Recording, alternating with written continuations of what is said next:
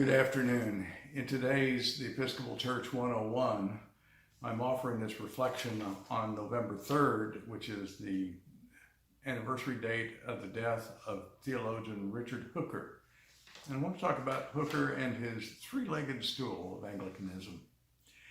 Now, every good Episcopal or Church of England seminarian is required sooner or later to read Richard Hooker's 5-volume series titled Of the Laws of Ecclesiastical Polity, completed in 1597, just a few years before he died. The prose in that series is turgid, dense, and academic. And the tomes pose a critique of the raging Puritanism at the time. His sermons and teachings offered reasoned, heavily informed arguments against the Puritans with their doctrines of predestination and exclusionary notion of salvation. And by the way, some of those controversies are still with us today. The laws of ecclesiastical polity were far more than just a rebuttal of strident Puritan positions that racked the country. Some scholars refer to it as, quote, probably the first great work of philosophy and theology to be written in English. Another writer refers to it as a continuous and coherent whole, presenting a philosophy and theology congenial to the Anglican Book of Common Prayer and the traditional aspects of the Elizabethan settlement. Sorry about that.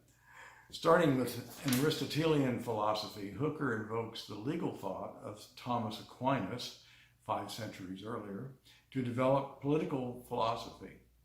Hooker's works on this area are later picked up by philosopher John Locke, which then become the underpinnings of American constitutional government. Beyond preventing England from plunging headlong into Puritanism, Hooker's work strongly influenced theology, political philosophy, and English prose.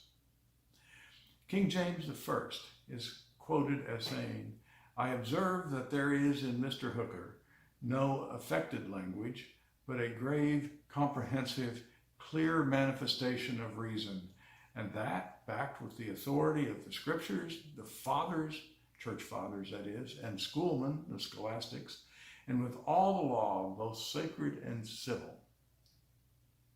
Nice to have a quote from a king about you.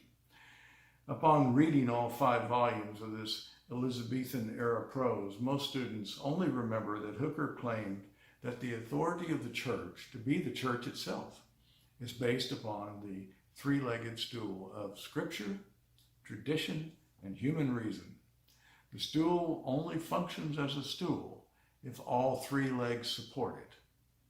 Thank you, Mr. Hooker.